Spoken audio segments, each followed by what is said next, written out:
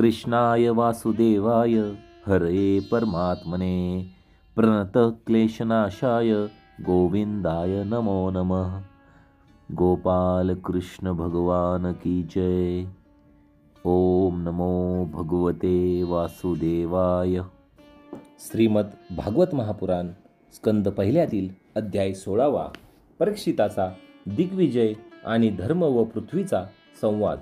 सूत पुढे म्हणाले की शौनका, पांडवांच्या प्रयाणानंतर भगवंताचा परमभक्त राजा परीक्षित श्रेष्ठ ब्राह्मणांच्या उपदेशानुसार पृथ्वीचे पालन करू लागला। त्याच्या जन्माच्या वेळी ज्योतिषांनी त्याच्याविषयी जे काही सांगितले होते ते सर्व श्रेष्ठ गुण त्याच्यामध्ये होतेच।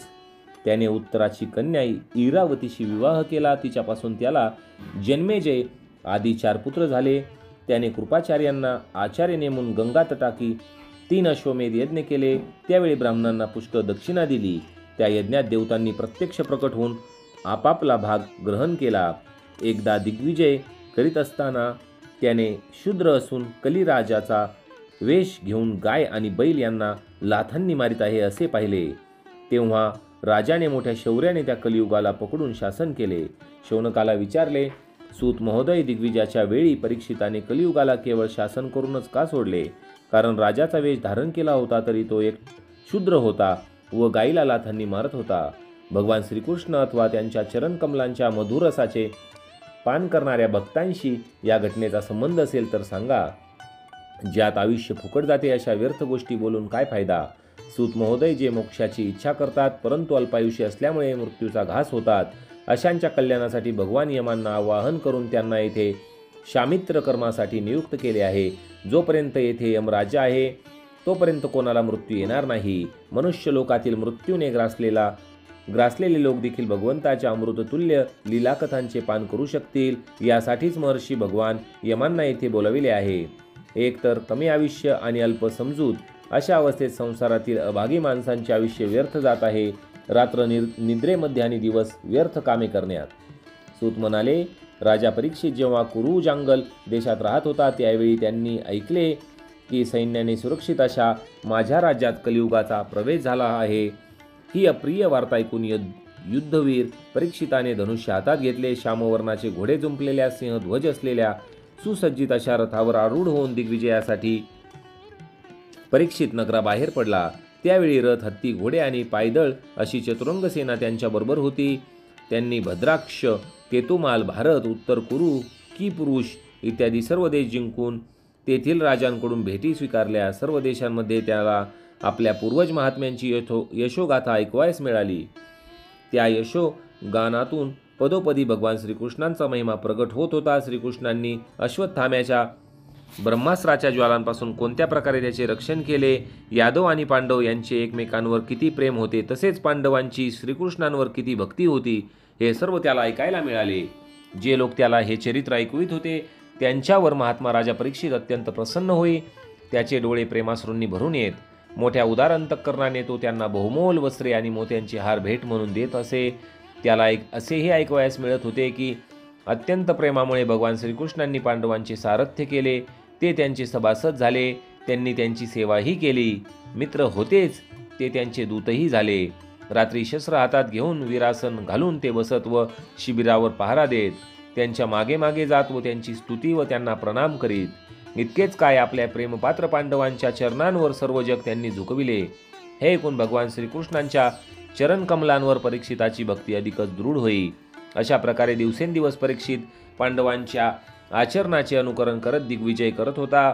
त्याच दिवसात त्याच्या शिबिरापासून थोड्याच अंतरावर एक आश्चर्यकारक घटना घडली, ती मी आपल्याला ऐकवतो। बैलाचे रूप धारण करून धर्म एका पायावर चालत होता। एके ठिकाणी त्याला गायीच्या रूपात पृथ्वी भेटली। पुत्राच्या मृत्यूच्या दुःखाने माता जशी दुःखी होते त्याचप्रमाणे गायीच्या नेत्रातून अश्रू वाहत होते। तिचे शरीर निस्तेज दिसत होते। धर्माने पृथ्वीस विचारले।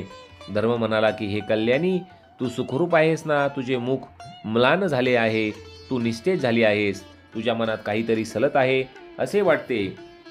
आई, तुझे कोणी स्नेही दूरदेशी गेले आहेत आणि त्यांची तू चिंता करीत आहेस काय? माझे 3 पाय तुटले आणि एकच राहिला, म्हणून तू माझीच चिंता करीत नाहीस ना? शूद्र तुझ्यावर आता शासन करतील यासाठी तू शोक करीत आहेस का? ज्यांना आता यज्ञामध्ये आहुती दिली जात नाही त्या देवतांसाठी तुला खेद होत आहे का? किंवा पाऊस न पडल्यामुळे त्रस्त झालेल्या प्रजेसाठी तू खेद करीत नाहीस ना? हे पृथ्वी, राक्षसासारखे वर्तन असणाऱ्या माणसाकडून आरक्षित स्त्री आणि पीडित बालके यांच्यासाठी तू शोक करीत आहेस काय? निषिद्ध कर्म करणाऱ्या ब्राह्मणांच्या हाती विद्या पडली आहे आणि ब्राह्मणद्रोही राजांची सेवा करण्यात ब्राह्मण गुंतले आहेत याचे तुला दुःख होत आहे काय? आजकालचे नाम मात्र राजे संपूर्णपणे कलियुगी प्रवृत्तीचे झाले आहेत. त्यांनी मोठमोठे देश उजाड केले आहेत. आजकालचे लोक तर खाणे पिणे, स्नान आणि स्त्री सहवास इत्यादींमध्ये शास्त्रीय नियमांचे पालन न करता स्वैराचारी झाले आहेत. त्यांच्यासाठी तू दुःखी आहेस काय? हे माते पृथ्वी, भगवान श्रीकृष्णांनी तुझा भार नाहीसा करण्यासाठी अवतार घेऊन मोक्षाला कारणीभूत लीला केल्या आणि अंतर्धान पाहून तुझा त्याग केला, त्याची तुला आठवण येते का? हे वसुंधरे, तू ज्यामुळे इतकी दुर्बल झाली आहेस त्या तुझ्या दुःखाचे कारण मला सांग. असे वाटते की बलवानांनाही नेस्तनाबूत करणाऱ्या या काळाने देवतांनाही वंदनीय असे तुझे सौभाग्य हिरावून घेतले असावे. पृथ्वी म्हणाली, हे धर्मा, तू आता मला जे काही विचारित आहेस ते सर्व तुला ठाऊक आहे. सत्य, पती, पवित्रता, दया, क्षमा, त्याग, संतोष, सरलता, शम, दम, तप, समता, उपरती, शास्त्र विचार, तितिक्षा, ज्ञान, वैराग्य, ऐश्वर्य, वीरता, तेज, बल, स्मृती, स्वतंत्रता, कौशल्य, कांती, धैर्य, कोमलता, निर्भीकता, विनय, शील, साहस, उत्साह, बल, सौभाग्य, गंभीरता, स्थिरता, आस्तिकता, कीर्ती, गौरव आणि निरहंकारिता या 39 सहज गुणांनी युक्त अशा 4 चरणांद्वारा तू सर्व संसाराला सुखी करीत होतास. वरील गुणांखेरीज महत्वाकांक्षी पुरुष ज्यांची इच्छा करतात असे अन्य पुष्कळ गुण भगवंताची सेवा करण्यासाठी त्यांच्या ठायी नित्य वास करतात.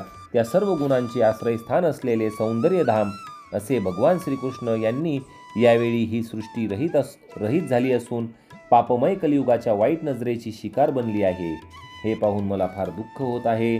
स्वतःसाठी सर्व देवता श्रेष्ठ असणाऱ्या तुझ्यासाठी, तसेच देवता, पितर, ऋषी, साधू आणि सर्व वर्णाश्रमांच्या मनुष्यांसाठी मला दुःख होत आहे. लक्ष्मीचा कृपा कटाक्ष प्राप्त करण्यासाठी ब्रह्मा आदी देवता भगवंतांना शरण जाऊन पुष्कळ दिवसपर्यंत तपश्चर्या करीत, परंतु तीच लक्ष्मी आपले निवासस्थान असलेल्या कमलवनाचा त्याग करून मोठ्या प्रेमाने भगवंताच्या ज्या चरणकमलांच्या सौभाग्ययुक्त छत्रछायेचा आश्रय घेते, त्याच भगवंतांच्या कमल, वज्र, अंकुश, ध्वज आदी चिन्हांनी युक्त असलेल्या श्रीचरणांनी मी विभूषित झालेली असल्याने मला मोठेच वैभव प्राप्त झाले आहे आणि तिन्ही लोकांहून माझे महत्त्व अधिक होते, परंतु माझ्या त्या भाग्याचा आता शेवट झाला आहे. अभागिनी असलेल्या मला भगवंतांनी सोडून दिले आहे. मला असे वाटते की माझ्या सौभाग्याचा मला गर्व झाला होता, म्हणून त्यांनी मला हा दंड केला आहे. आपले 3 पाय नष्ट झाल्याने तू मनातून कुढत होतास, म्हणून आपल्या पुरुषार्थाने तुला आपल्यामध्येच परिपूर्ण आणि स्वस्थ करण्यासाठी ते अत्यंत रमणीय असे श्यामसुंदराचे रूप घेऊन यदुवंशात प्रकट झाले आणि असुरवंशी राजांच्या शेकडो औक्षहिणी सैन्याच्या रूपाने माझ्यावर असणारा भार त्यांनी नष्ट केला, कारण ते स्वतः अगदी स्वतंत्र होते. ज्यांनी आपल्या स्नेहार्द दृष्टीने, मधुर हास्याने आणि गोड शब्दांनी सत्यभामा इत्यादी मधुमधुर मानिनींच्या मानाबरोबर त्यांचे धैर्यही नाहीसे केले होते आणि ज्यांच्या चरणकमलांच्या स्पर्शाने मी सदैव रोमांचित होत असे, त्या पुरुषोत्तम भगवान श्रीकृष्णांचा विरह कोणाला सहन होईल बरे? धर्म आणि पृथ्वी यांचा या प्रकारे आपापसात संवाद चालू असताना राजर्षी परीक्षित पूर्ववाहिनी सरस्वती नदीच्या तटावर येऊन पोचले.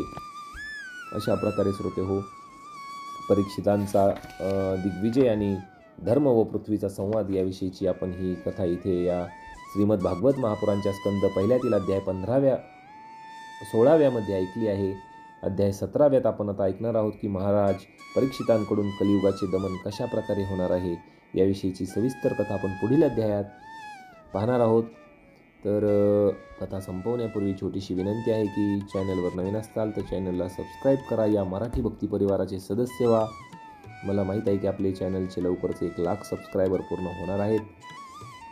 इतका मोठा प्रवास, 3 वर्षाचा प्रवास, हा आध्यात्मिक प्रवास, 3500 व्हिडिओज आपल्या मदतीशिवाय शक्य नव्हते. आपण जो सपोर्ट चॅनलला केला आहे हा असाच पुढे ठेवावा, हीच माझी आपल्याला विनंती आहे. भेटूया लवकरच पुढील अध्यायात. गोपाल कृष्ण भगवान की जय.